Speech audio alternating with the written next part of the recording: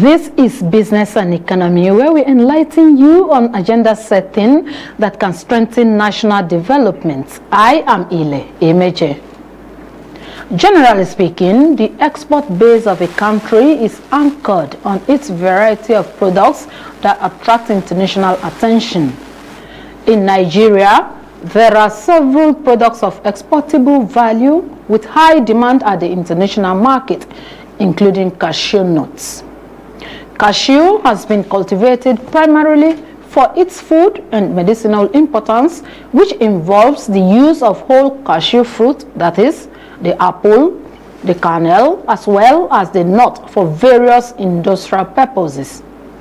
Although it is difficult to access the exact production outputs in the various cashew-producing countries, some agricultural experts say at the continental level, African countries contribute 56.5% to the global cashew output, while Asian countries account for approximately 44% in year 2018, making West Africa the leading cashew-producing region in the world. Available statistics also show that cashew grows in almost every part of Nigeria and largely produced in the southern and the middle belt zones of the country.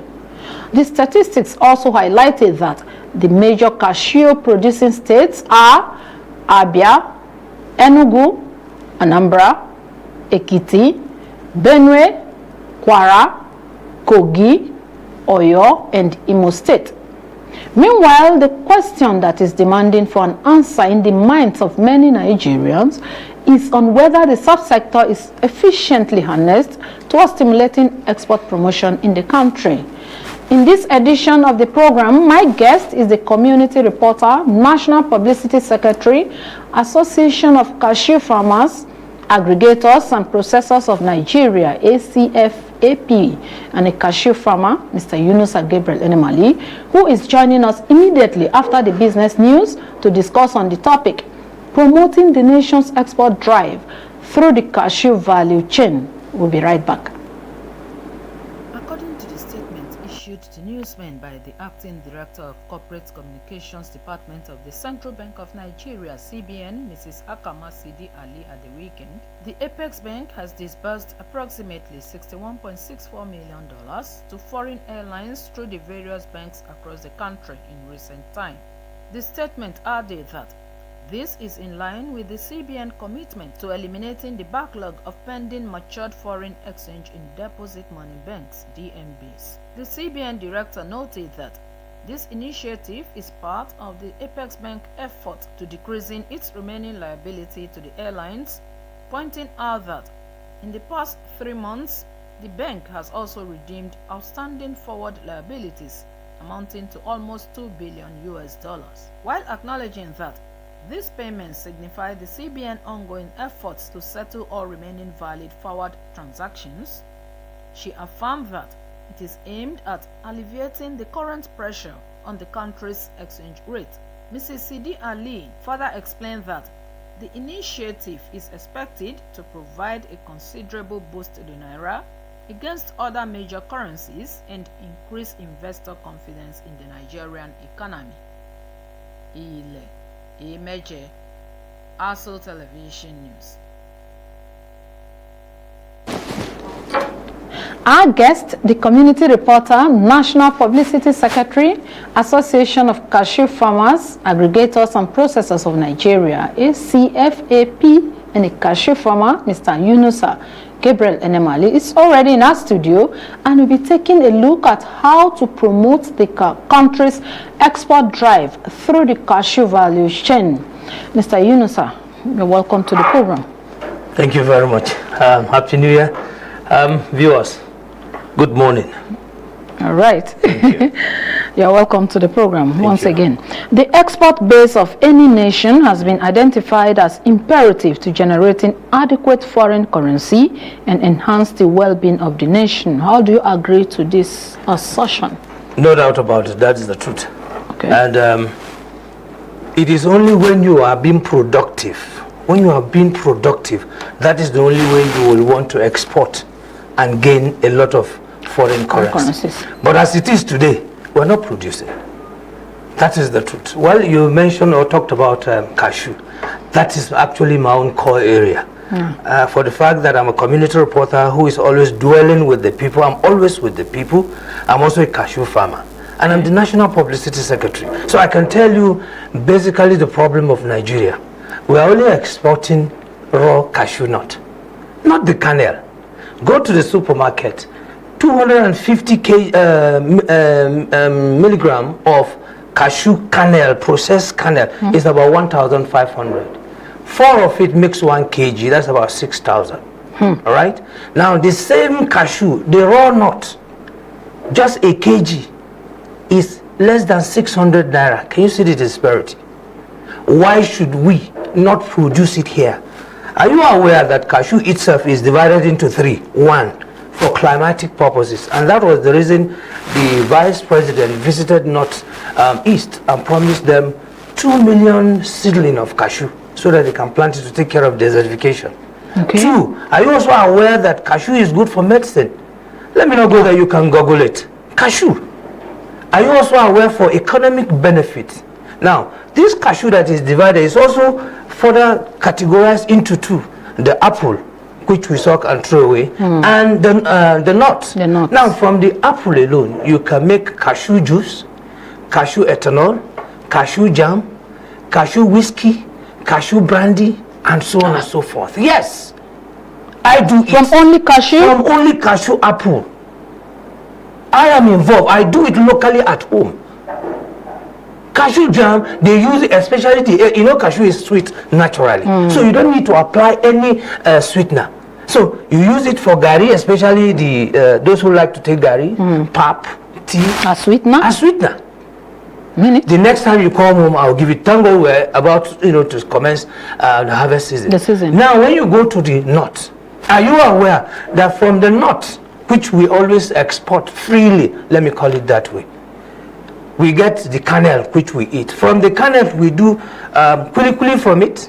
You have the cooking oil, you have cashew bread, you have cashew chin-chin, cashew cake, cashew, and so on and so forth. Now, the most expensive of them all. Have you ever seen where they throw away cashew shell nut?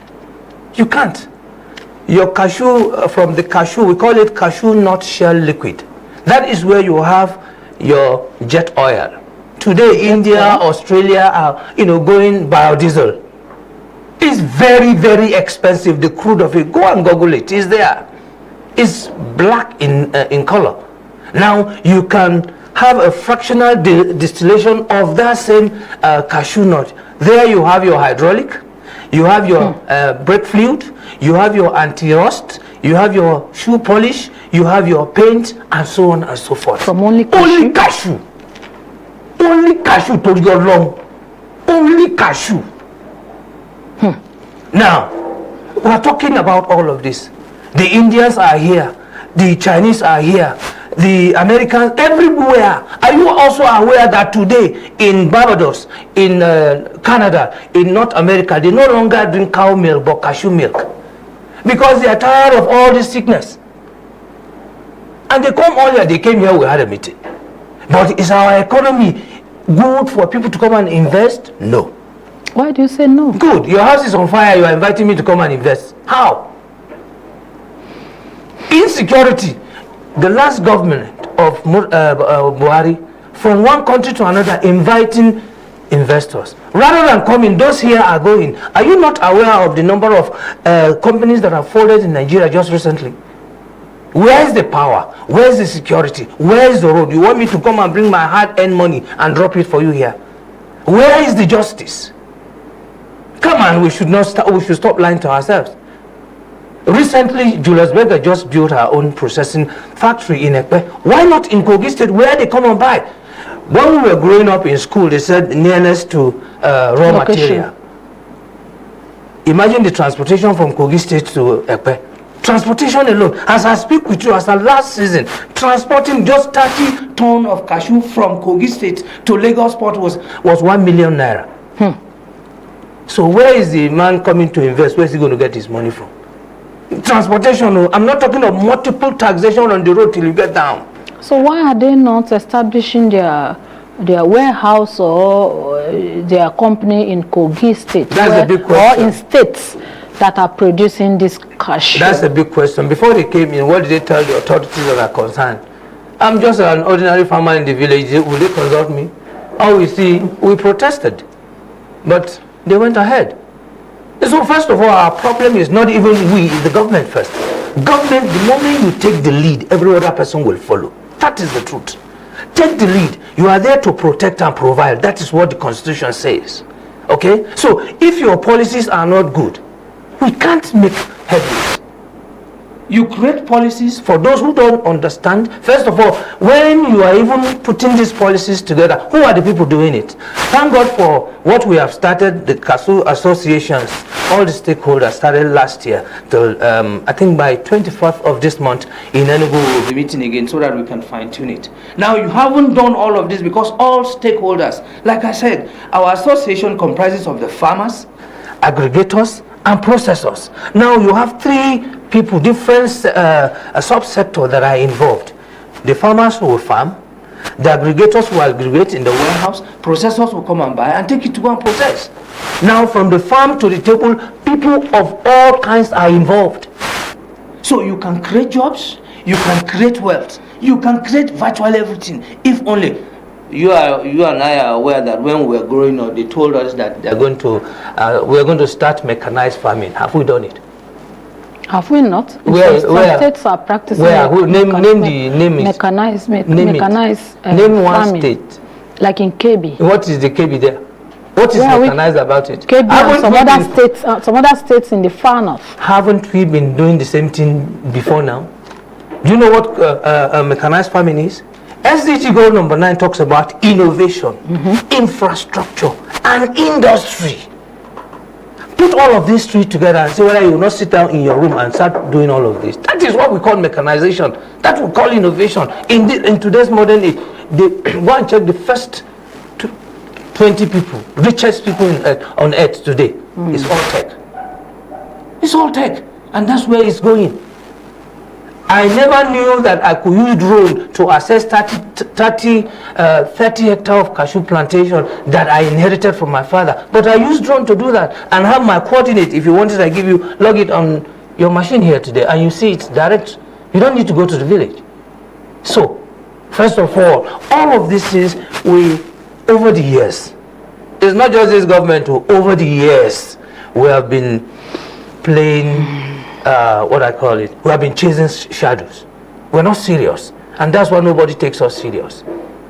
I can bet you the next 8 years, if we continue like this, nobody will come and invest one dime here. And I'm not a prophet of doom, but that's the reality. I find it difficult today on the farm to employ people. Why? Transportation. I'm sure you are aware of what is going on. A farmer, since 2020 COVID-19 lockdown, when the farmers went into trouble, I challenge you, no farmer has come out of it. So how can you export when you're not producing? You and I know that before now, our elders, our fathers, our grandfathers were marrying many children so that they can farm and have plenty of food. And this food will sustain them till next season, and they will never go hungry. We're not producing, and that's why there's hunger everywhere. We are not. You say you want to encourage the farmers. How? You that is talking, you are in your AC. I just came back from the village and I'll be going back very soon. So this is the time for maintenance of the farm. What has government done? They said there's palliative here, palliative. Are we beggars in this country? Why should they even give us palliative when we are hardworking? Palliatives to cushion the impact of the. It's not cushion. Check the meaning of palliative. Removal. Check the meaning of palliative. Now they are giving you rice, you have eaten. What next? What next? The rural roads are bad. You can't, with motorcycle alone, you can't even travel, not to talk about a vehicle. Okay, I went to a community called Oganenugu. I went to see our members. I went with Okada. To travel from Anyigba to Oganenugu, I spent 8,000 naira buying fuel. To and from 16.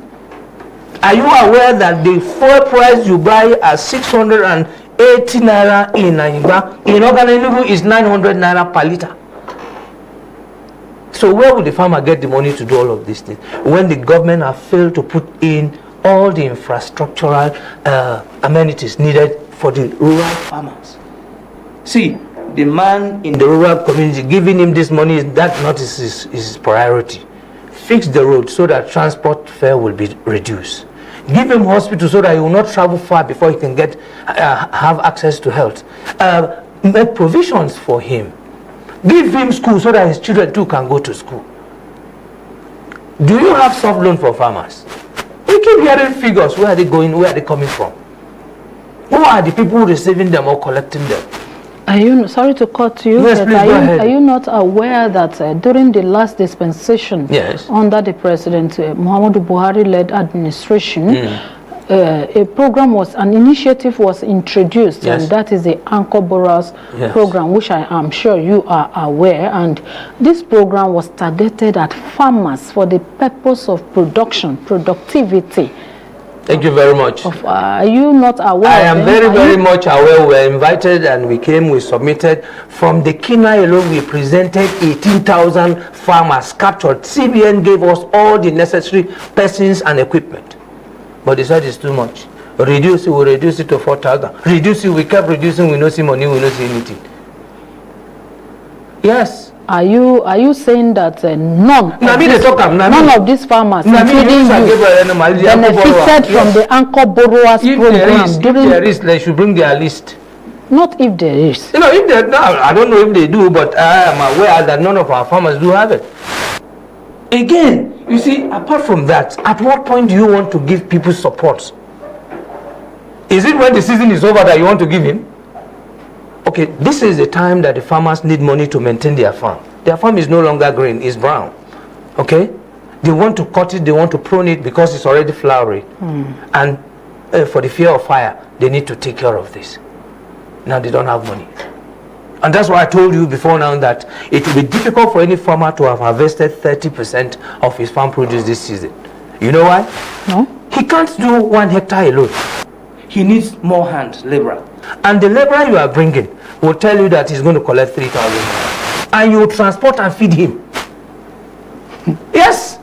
Because if you pay him from your own farm from his house to your farm, he's going to spend maybe 1,000, 1,500 on transportation. And you are giving 3,000 naira. So which one going to pay for away use now? Eh? I am a community reporter and I'm always in the village with the people. I see their pains. As little as 200 naira means a lot to them. So, how? The same old age cutlass. Thank God. But because go and check. This December that just passed, I was trying to buy 2 more additional cutlass. I used to buy it for 3,000 naira the last time I bought. This time around it was 7,500, and I needed 2. I'm not talking of getting the file. The file that is 1,000, file is now 3,000 naira. So how many farmers can afford it, for God's sake? I bought a chainsaw for the pruning of my farm for 75,000 naira. But when I went back to this one, I did a market. It was 350,000 naira. Ladies and gentlemen, what do I do? I will get their money. And I have inherited 30 hectares of land. How do I cut it? How do I prune them? How do I maintain them? Every season before now, we have about 56 workers. How do I pay them? And yes, they will come and buy and price the cashew cheaply. So, government is not helping us. Let them come.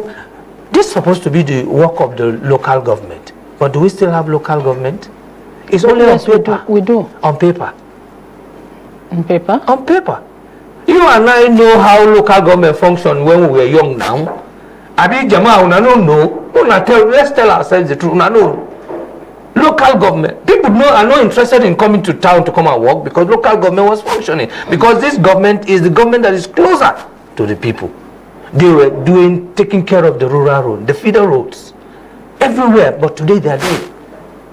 Today, well, in my own state, we are known for a percentage salary. Anyway, let me not go there. No, that's not a topic of discussion anyway. So are you talk about government? People are not interested in government. Are you saying in summary that the farmers, cashew farmers in year 2023, let us not go too far because this practice has been been the same thing Yes. over the years. But let's just look at last year, Yes. 2023. So what can we say is the experience of cashew farmers, generally speaking? It's hard, it's tough. Very tough for farmers. Very tough. Don't forget, 2023 we had all manners of ups and downs, right? From exchange rates. Don't forget, internationally the cashew had never dropped. But we have middlemen. Yes. You can Google it. We don't have price board control or control price board or something mechanism. We don't have them. Again, aware that we can change the narratives with it alone. Cashew can generate a lot of revenue for Nigeria. Cashew. I was coming there to ask you, what can you just give us a certain percentage of what cashew can do, its contribution to the gross domestic product, the GDP of the nation, if well harnessed? If well harnessed, my dear, should be looking out from cashew's contribution to the GDP over 10%. 10% Yes. to the GDP. We must, if we must achieve that, it must not be exported raw. I gave you a list of things, right? Cashew, CNS oil alone is enough. That's the most expensive part of it. If we go through this value chain that you mentioned, what do you think the government can do differently from the previous policies Sincerity. so that this sector can be well harnessed for export and then at least contribute to the foreign currency base of the nation? First of all, talk about a government policy on cashew itself, which we're putting together. Now, in the next couple of weeks, that will be submitted. They have the preliminary report, and I just hope that they're going to work on it. So that's number one. Now, execution of the policies, giving attention to farmers. You can imagine farmers are the one feeding the city, feeding the educated, feeding government. All the palliative rights they are giving, where did they get it from? Is it not from the farmers? What have they done for the farmers? I challenge you, every one of us here is either your brother or your father or your uncle is a farmer. Ask him, what has he benefited? So number one, the government need to subsidize agricultural implement. I'm just telling you about cutlass alone. Number two, fix infrastructure. If you want investors to come, fix infrastructure. Then number three, allow those who understand this sector to handle the execution of your policies. How do you mean? Somebody who don't know anything about cashew, we finish all the policies, we give Amaya, take this is what we want, and the next thing, because his father is the minister who knows this, who knows that, they make him chairman. And when you are talking, he's just looking at you. But allow the person who is involved from the farm to the table, who understands what you are talking about, who understands the value chain, who understands the pain, to be involved. People who want to export last year, their cashew nut is still at the port because of congestion. Are we okay? He's supposed to carry, put, go. Congestion, bad road. Every year we hear this, we hear that. It's no longer. That's why you see nobody, anytime government tells them, not today, nobody takes them serious anymore. There are these issues concerning exportation of some of our products. I don't know if it is applicable to cashew. You just said that a lot of them that wanted to export cashew for last year, they are still at the port. And one of the problems that was identified is the problem of packaging, poor packaging. How is it with the cashew? First of all, if they talk about poor packaging, why didn't they leave them? How? If they say it's poorly packaged, why didn't they leave them? Why didn't they allow, they say they are not coming to buy? Despite the fact that, you see, they bring in some political... Is it like international conspiracy? Yes. And our people are not standing to that.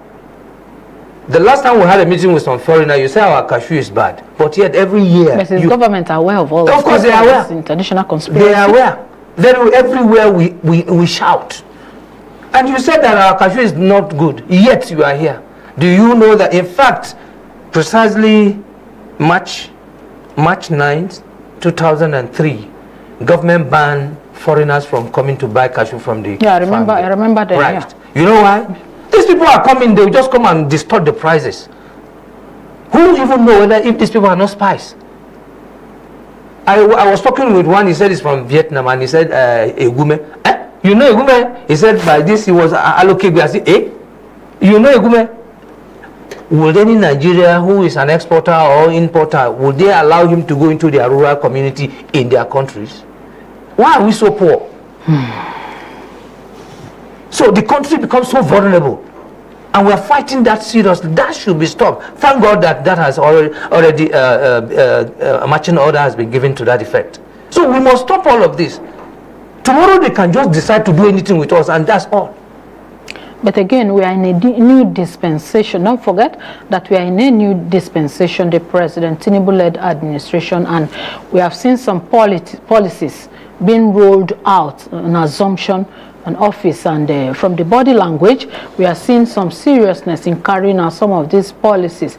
If you have the opportunity to meet with President Bola Ahmed Tinubu on all of the complaints or the issues that we have highlighted, yes, what will be your advice to him? First of all, at least in the area of cashew nut. Okay. Since you have said that cashew has the potential to contribute immensely to the gross domestic product of the country. No doubt about it. First of all, don't forget government is continuing. It is. So it means where they stop, you take off from there. Yeah. But you can, make some amendment. If I have the opportunity of meeting President Ahmed Tinubu, I'll tell him, Oga President, I beg you, those guys that are illegal refiners in the South, bring all of them together. Call them. Call all agencies. Bring them.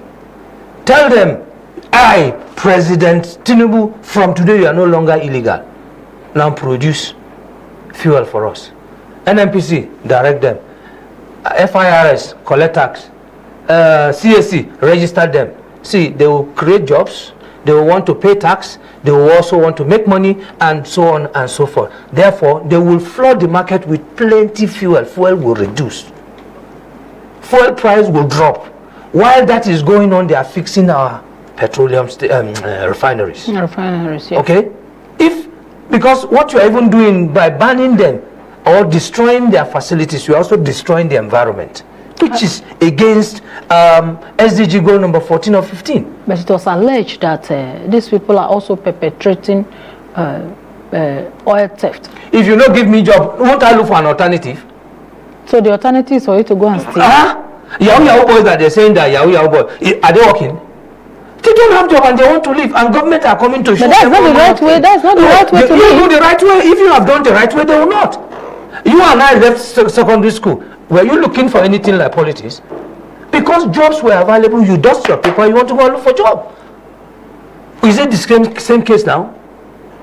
People finish from university, they don't even look, they carry their paper. You hear he's working in Arewa, you hear he's working in a refinery, you hear he's working this and that. Is that the same case now? But have you also forgotten that our population is increasing by So that is why we must plan. Are we planning? We are not. Do we even know the statistical data of Nigeria's population? The MBS is on that. Forget about MBS. National Bureau of all we have always had was as at about approximately when are we going to get it right? The one we did 2006. Yes, 2006. We have not been able to do any more. Yet the Constitution says every 10 years we should do population census. Have we done it? At about approximately, that's what we have been hearing. In my own state, Dekina, I don't even know, because sometimes I'll get to a village and I'm like, who be these ones? And I can tell you this is not the population of Nigeria. Yes, ma'am. So the problem is government. Take it or you leave it. If government does it right, everybody will follow suit. So I will advise him, sir, haven't done this, then come to the farmers, cashew inclusive, sir, subsidize farm implement for us. Fix the rural community. Look at those money they gave us palliative when he came. If he had used it to fix the rural road, oh no, we are not saying asphalt, just all those bad roads, create drainage, give local government, give them marching order, and bring your people to monitor what is happening. Oh no. I have, of course, whenever I'm going into the interior, I use motorcycle. I will fall down, stand up, fall down, stand up. I'm only lucky I've not broken my leg. Fix the small, they are not interested. If you follow my program, you see that community reporters attract, we use goal number 17 to attract support from individuals, NGOs, spirited individual, government, and so on and so forth. Now, the people, they are looking for small macro projects that they will own. And that's what is happening now. To a point that UN are going there to even look at it. This community before now don't know anything called clean water. Today they have water, they have clinic, they have solar. Is this solar too much? Is it a case of lack of monitoring and supervision? Lack of everything. You will not do anything with your monitor. No, you can't say we have not done anything. Well, you see, I am not that I am who I am because of what I do. And I am with the people at the rural community. I challenge you, I challenge the government. SDG goal number 1 to 6, do you have it in Abuja here? Is hunger, is Abuja poverty free? Make you dance out. SDG goal number 1. Is Abuja poverty free? To an extent. To an extent. Is yes or no? Is Abuja hunger free? We at least we have water. Can you get to the hospital and get quality health? We have hospitals. At the rural, not be a center, I'm talking about the rural, other communities in Abuja. SDG goal number 3 talks about good health and well-being. SDG goal number 4 talks about quality education. SDG goal number 5 talks about gender equality. SDG goal number 6 talks about clean water and sanitation. This 1 to 6, I beg, as soon as they watch me, am I right or wrong? No, if Abuja cannot have it, then think of what will happen or will be at the rural community. You mentioned something about the use of technological innovation, which is SDG goal number 9. Number 9, which is key. Yes. At the global front, including Nigeria. Yes. Now, if you look at the whole world, technological innovation has become a means of trade facilitation, just as you rightly pointed at. And studies have shown that cashew production is mainly carried out at the grassroots. Villages, hamlets, and okay, with the pace of technology in the country, how do you see the country meeting up with the demand of cashew at the international market? Meeting up the demand is not the issue, but putting the right conducive environment to meet up. Like I said, yeah, potential, yes, but have we harnessed these potentials? Have we harnessed them? Okay, how can we harness this Good, potential? allowing the right people to do the right thing. Then follow up with monitoring, evaluation, and compliance. Okay. 5, if anybody commits or goes against the law of the land, let him or her be punished. If you punish 1, 2, 3, everybody will pack up. Nigerians can be very, very afraid of the law. Nigerians. Thank God we were together in Lagos. Oshodi, Ojuelegba Mushi, can you on your own, on an ordinary day, carry waka and say in the next 15 minutes I'm going to be in Ojuelegba from Oshodi? No.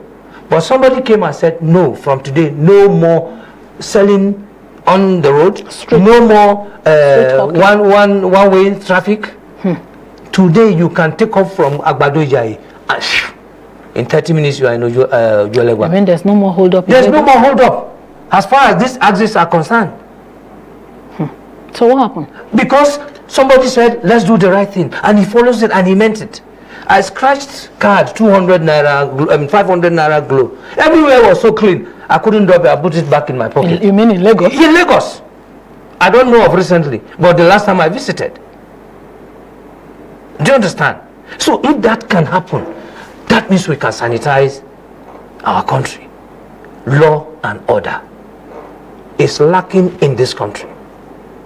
You had one ministry, let me not mention name, within few months of this government, you see the money that was disappearing and nothing is going to happen. Still an allegation. Well, whether allegation, no allegation, but a serious government should descend on these people. And then you create fear and everybody will sit up. So my dear, government, it still boils down on government leadership. Okay. Leadership. Okay. The government should extend or improve its monitoring and supervision initiatives so that the right policies will get to the right people. We'll take a break now and we'll be right back. Stay with us.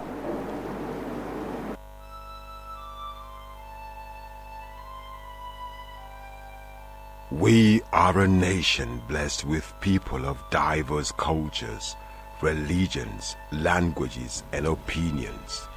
It is ironic that we are now being ripped apart by our greatest strength, our diversity. We have allowed intolerance, insensitivity, bigotry, and nepotism to blind our vision of the greatness we can achieve working together as one.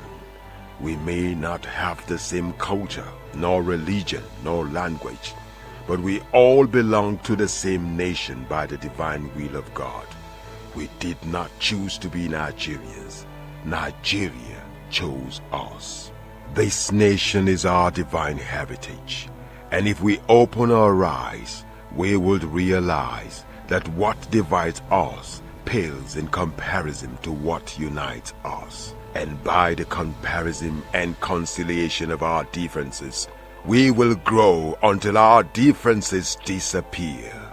Our unity cannot be willed by mere declarations, nor do we get unity by ignoring the questions that beg for answers. We must celebrate our diversity and debate our differences without fracturing our unity.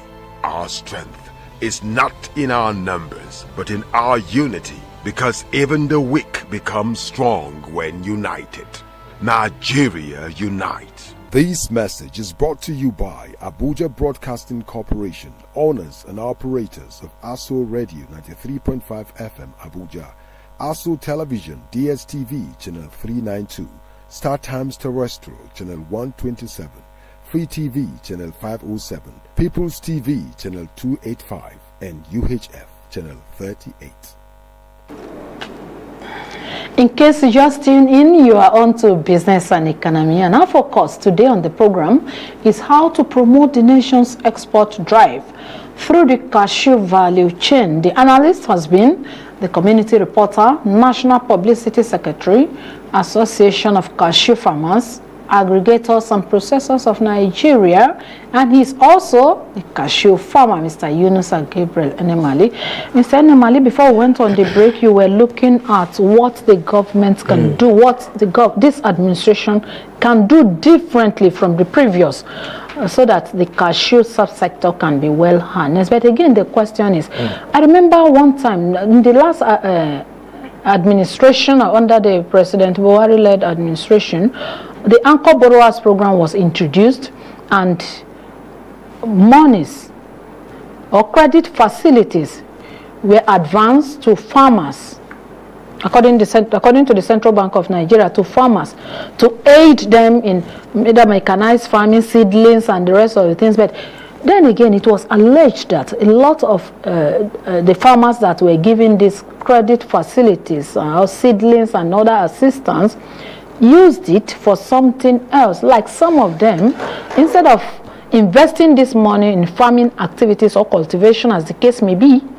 diverted the money to something else, maybe buying cars, marrying more wives. Are we sure that the same thing will not happen, even with the policies of the present administration to strengthen investment and the agricultural sector? First of all, government needs to set her priority right if they must get it right. How? Good. I'm a farmer. This is the time I need money to clear my farm. I apply for a loan or for a soft loan that you promised me. I didn't get it until after season is over. Now you give me. So what do you want me to do with it? I should keep it. I should keep it. So first of all, government must set her priority right. Two, government should also take the right statistical data and work with the relevant associations who are on ground, not portfolio farmers or political farmers. No, ma. They know themselves. I know who owns this farm. I know what he can do with it. So if you give him, for instance, he has 1 hectare and he wants to maintain it, he needs 500,000 naira. No. You didn't give him 500,000 naira. He couldn't even finish maintenance season waka. Now, rainy season that is diverting his attention to another thing. You now say, come and collect money. And you are even telling him that he's going to pay XY money back again. Are you encouraging him? You don't look at this people, are they serious? Let me go and use it for this one, Jerry. Because when he needed the money, you didn't give it to him. I am hungry. You know, give me. Somebody now gave me food. You now say, come and take. Will I listen to you? I will not. So government, first of all, needs to take her priority right. The policies that are being put together, government should invite everybody, stakeholders. They should also have a feedback mechanism. Government should open her doors for people so that it's not all about politics. Everything we like to politicize in this country. Everything. Even when we know this is the truth, we want to politicize this. Why not you? Why not me? Why not him? Why not be her? Everything we want to politicize. Today, I can bet you, people no longer talk about merit. People no longer talk about merit. Who you know. And that is affecting us really bad. And until we allow all of these sentiments to be put away and go back to what we're doing. Nepotism and nepotism, sectionalism, this, that, all. You can see it's happening. Hey, this one, no, he's a Christian. No, he's a Muslim. Why should he? He's from the north, he's from the south. Meanwhile, he neither. Why don't you give it to him? Because he needs it. He's going to create jobs. Man, if you see the jobs farmers are creating in the village, if all the people let loose, city won't contain anybody. Yes, just imagine one day the farmer says, every food we are going to produce now is for our own consumption. We are not selling it again. What will happen? Imagine that. What do you think will happen? The day they just revolt. There's a place called Ibaji. It's a waterlogged area. Every season of the flood, everywhere is scattered away. What has the government done to dredge the river Niger and Benue? Yet we keep hearing billions and billions and nothing. Today, even this your government, how many people are interested? Sincerity of purpose is not there. So government, everything still boils down to on government. I will continue to say it because the ordinary man on this road, he is ready to comply. But you that is the leader, you are doing the opposite. What do you expect him to do? He will say, after all, now I'm governor, make me to do my own now. So, and that is why in Nigerian law is divided into two. There is the law for the poor man, the law for the rich man. No, it's not so. But that's the truth. No. All these allegations we've been having, how many people have been convicted or sent to jail? But we have heard instances where some persons, I remember a former governor. That's government during Obasanjo now. At least some persons were, yes. After that, there was no corruption. Huh? After that, what is killing us, number one, in this country is corruption. Lack of law and order. Simple. In one of these Asian countries, if you steal 10,000 naira, I'm just trying to give you an example illustration. You steal 10,000 naira, and you that is out there, you steal 1 million. The two of them are dead. Capital punishment? Bam. So are you an advocate of capital punishment? If that will correct us, I am. My friend went, he said he forgot his purse where he bought. He came back the following day. He's still alive, he's here. Are we ready for that? Well, we are ready. If truly we are ready, we are ready. But those in charge, will they want to do that? But even you and I know before that, if something on the road is missing, we will carry it and drop it where maybe the person is going to pass by to see it. Were we not practicing that before? What happened? What happened? Patriotism dead. They just killed my younger brother who is serving. The same agency killed their own agencies. They almost covered it, if not for news. Where's patriotism? In fact, all of them, when I went to the office, all of them were just raining curses. Patriotism. Everybody. Are you aware that people who are ready to steal are even more outside, waiting to enter to thief? Well, I'm not aware. Okay, but I'm telling you. So how do we correct all of this? Law and order. Capital punishment, anyhow we go do and do. Law and order. Any country where there is no law, of course the opposite is going to be the case. So my dear, the government, if they are serious with farming or agriculture so that we can export first of all, the president should stop going to look for investors because they will not come.